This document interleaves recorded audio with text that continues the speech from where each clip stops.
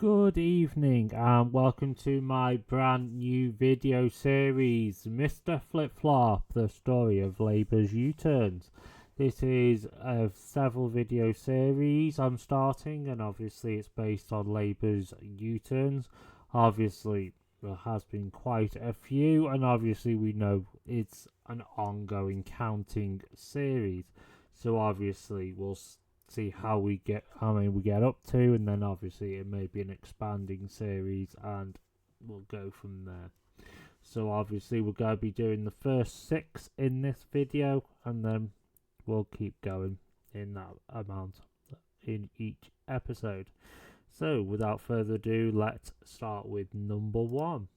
So number 1 was no hikes on working people.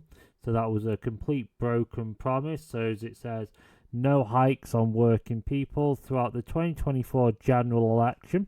Labour promised not to hike taxes on working people. However, Labour's first 2 budgets have increased taxes by 36 billion and 26 billion respectively, and pushing the tax burden to a historic high of 38.3% of GDP. So that's the first U-turn they did. Now moving on to U-turn number 2, scrapping the winter fuel payments for pensioners, and then that was forced as a U-turn. So it was scrapping winter fuel payments for the vulnerable pensioners, as well as breaking their tax promises. In July 2024, Labour broke faith with the pensioners and snatched the winter fuel payments away from millions of poor and vulnerable pensioners. 330,000 people signed the petition to save the winter fuel payments, and this was backed by the Conservatives campaigning in Parliament as well as a few other parties. And then obviously next one, number 3, is family farm tax.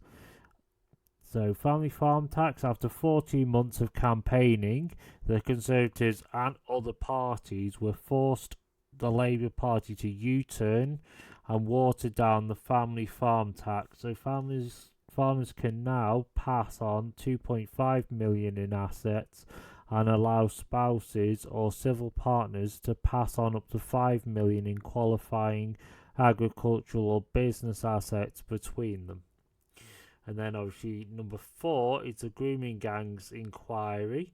So this is despite victims calling for one, Keir Starmer used the supermajority to block the grooming gangs inquiry for 6 months.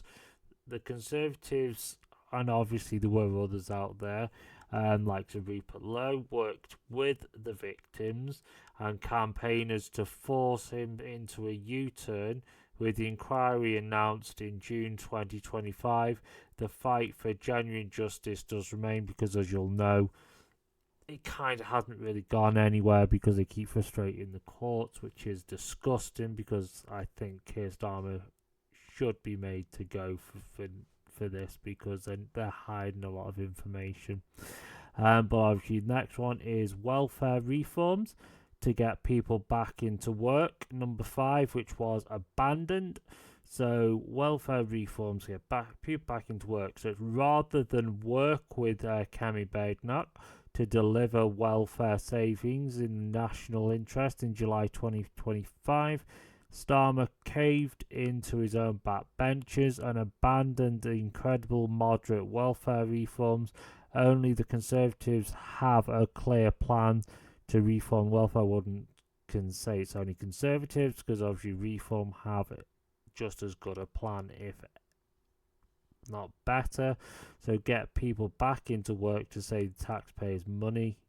And then obviously you got the 2-child benefit cap was scrapped at a cost of £14 billion.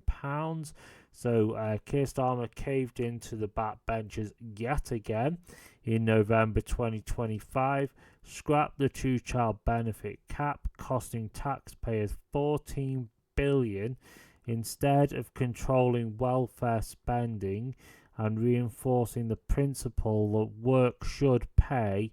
Scrapping the cap will only push costs even higher, because we know who this is affecting more and more. It's the likes of the Islamic families, where they have 5, 6, 7, 8 children, they're going to be claiming benefits more than the British families who are struggling to have 2 children. So we understand where the money's going. So that's the first 6. So obviously I'm doing 6 at a time, so not to give you too much information in one go.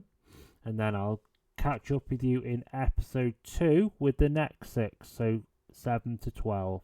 So thank you for watching, and I'll catch you in the next one. Thank you, goodbye.